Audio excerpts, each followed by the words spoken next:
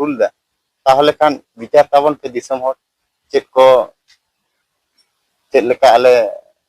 तय कुड़ाय नाम रना कान उनका गे होयतो हुयुक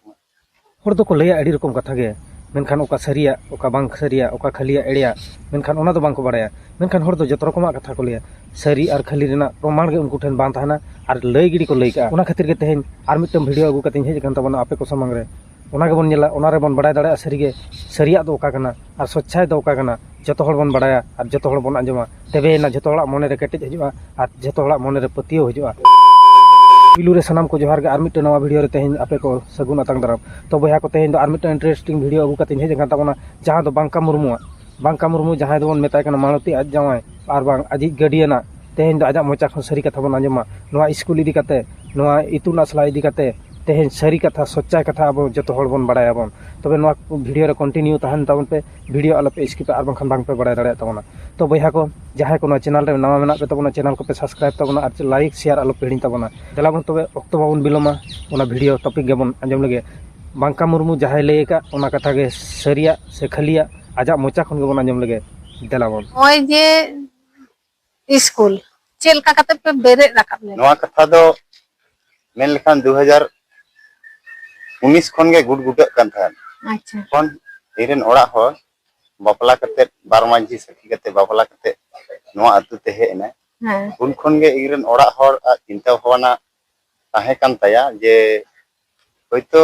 ऑल पढ़ा कते तो चेद हबांग चिका हुई लेना हां तो जुदी किछु ता चिका गनोआ ताहले खान आडी नपाय को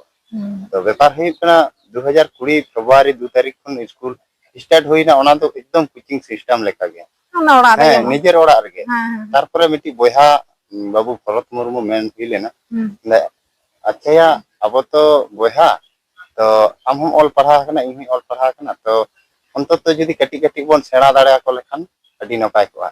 तो व्यापार हुई कना उन खन गे आले दो जे हनिया परामर्श से नुया परामर्श दो आले व्यक्तिगत मतामत तेगे स्कूल दोले स्टार्ट लेदा अच्छा उन खन गे आले ओड़ा खय पढ़ा कते ओना जहां जायगा रे तो स्कूल में ना रिसेन ओना जायगा रे ले चूज केदा ओना जायगा रे ले स्कूल केदा अतु होड़ा सनाम होड़ा गोड़ो सपोर्ट तेगे आले कामी हिगला ओना ताइनम रे हितो विभिन्न एनजीओ विभिन्न एमान को आदि रकम कथा को मेंदा वास्तव कथा गे जे आजमो कान गया किंतु आदो उना गान सारी कथा से बांग हे कते नेल लेखान गे भलिया व्यापार हुई कना एनजीओ तो माझेर मध्य तो को हिजुक कान गया हां मेनखान इन दो नोकाኝ मोनेया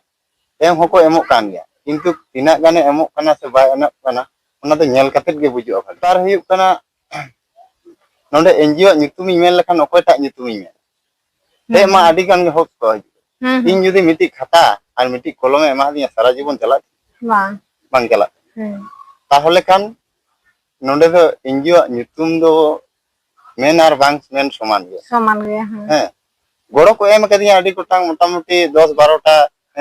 कोई दो जंगड़ा ते गोड़ो कोई दो किछुगान आर्थिक ते गोड़ो कोई दो खाता कलम ते गोड़ो कोई दो विभिन्न रकम ते गोड़ो दो को एम कना ओना दो अस्वीकार रेना किछु बांग कना किंतु मेन व्यापार दो हुई कना होय जे मालती ओना साथे मेनाया मेनका ओना साथे मेनाया ममता उनको आर को चचलाव दा हितो दो तो व्यापार हुई कना जहां जेमन लहाते 2020 खना ताहे कना जहां दो भाई भरत मुर्मू तो उनी दो आया व्यक्तिगत मतामत चेक कना बांग कना इन दो बई बाड़ाया तो उनी तो जानि खान बाय कुसिया दा ओना तेगे होय मोटामुटी 1.5 बछर गाने कामी लेदा आरे बदिया थाना तो अलिन तो मालती जखन आग्रह मेना ताया उन खन गे एकदम कंटिन्यू चला हुई आ चलाव कथा दो निंका कना जे अलिन इकायते होलिन चलायदा से उनी इकायते हो चलायदा ओंकाना कथा दो आदो बांग कना अतु होड़ा प्रत्येकटा गार्जियनडा प्रत्येकटा होड़ा एकदम अडी नपाय माने अडी जोरदार भूमिका मेना नवा यारे उनको या तेगे अलिंगा इच्छा दो चेत ताहे कना जे नवा समाज रे जे स्कूल दो मेना गया प्राथमिक सरकारी स्कूल मेना किंतु ओना साथे जुदी आबा गुरु उनकिया ऑलते रोडते तीन 75 बछर पारमो कना ताव रहा जुदी आबो मिट्टी ᱧᱩᱛᱩᱢ सही के बाबन दाड़ा ताहले खान चिकाते हुई हम्म। बया को आंजम के गया बन जतो हर तेगे बांका मुर्मू आजा मोचा खन चेद लई के सरी कथा दो नोआ कना बया जहां हो आजते खटाव कते आजते उन्नतिया मेनखान ओना तालारे जुदी आर मिद हड़ा मेन ढांगो तया मेनखान उनी ओंडे दड़ बोलन गया उनी दड़ बोलो लेनखान उनी मेना नोआ दो इनिन जावरा हाका इनिन एम कावदिया इनिन हेम नोंका हाकावदिया इन ढांका हाकावदिया इन हरिन फादा हाकावदिया इन्या फादा हरते आजे ताड़ाम का मेनखान नोआ दो बांग कना बया सच्चाई दो नोआ कना आज जहां मेनका बांका मुर्मू ओना कान गया सच्चाई दो आर ओना कान गया सरी दो तेहेन हरिते हो दिसोम हर दो अंधा के मेना कोआ बांको बड़ाया सरी कथा दो का कना मेनते सरी के बया जहां हर बेसम कमी लगिन खान दो उनी लगिन दो बैरी दो को सांगे गया तो सरी कथा दो नोआ कना एनजीओ वाला दो मालां दो चिली हो बनु को ताहन मेनखान नुया जेते बेले कमी किछु को नेल के तया आर को बड़ाय के ते आंजम के तया खान दो एनजीओ ओका खन को दड़ उडुकेना नोआ दो आंको आकोय को बड़ाया को मेनखान बांका मुर्मू तेहेन लईया एनजीओ वाला हो साहाଯ୍य दो को एम का गया जहां लका आज लई के मिटन खाता मिटन डॉट एम कते बरसो साला दो बांग चलु गया सरी गे ओना कथा दो उनकान गया उनको दो ओनी लई के लेका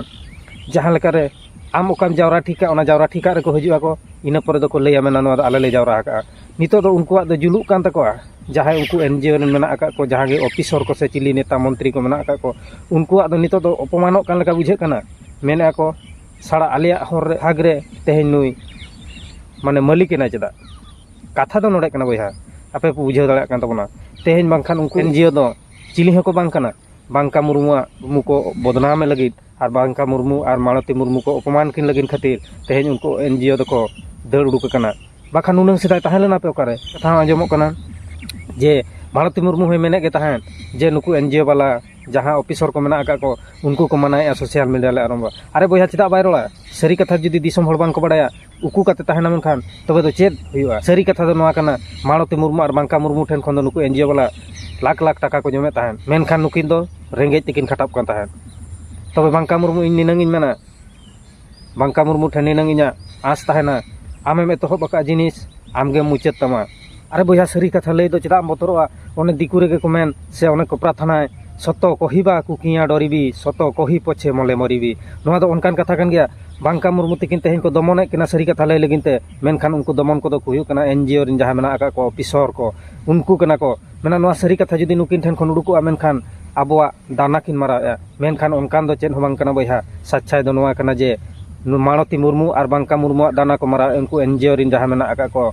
ऑफिसर को से नेता मंत्री को उनको कना को जजम को दो मेनखान मालती और बांका मुर्मू दुकिन बांग कना नोआ के सरी कथा कना और नोआ गे सच्चाई कना मेनखान नितो उनकिन जुदी सोशल मीडिया रेकिन मेने खान उनको को जुलुक कना चेद खातिर तबे आपे नोआ ना कारण पे बड़ाय दाड़ा कान गया सरी कान गया बया नोआ कथा दो बांका मुर्मू मोचा खन तेहेन जहां बन आंजम केआ सरिया दो नोआ कान गया सरी गे बया नोडे खन बन बड़ाय दाड़ा कना नोआ रिन षडयंत्र दो को तीनंगा बांका मुर्मू और मालती मुर्मू रिन दो नुकु षडयंत्र वाला दो को हुयु कना नुकु आपे ठीक पे ठीक दाड़ा को कना नुकु कना को एनजीओ रिन ऑफिसर को जहां मेना का को नुकु एनजीओ रिन ऑफिसर दो नुंका को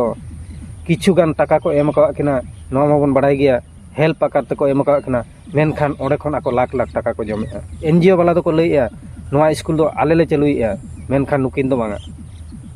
मिद हर जुदी आम रेंगेज तम खटाव होचोया खान आम ओड़ा रे तिना दिन ताहेना और तिना दिन खटाबा मिद चुपुट जमा से मिद चुपुट कुड़ाई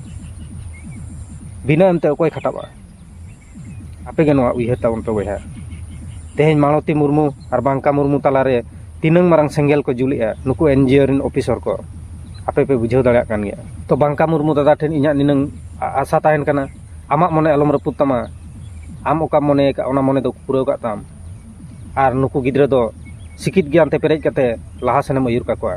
मांग जहां लेका आमा केटेज मने ताहलेना नित हों का गे मने दो केटेज ताम जे वाला जहां तिना गे जहां लेकाना को मेन होचनो कि दिसम हर जहां लेकाना जहां को रोड होचनो मेनखान आमा मने दो आमा केटेज मने कते के दोहय में और उनको गिद्रा लाहा सेन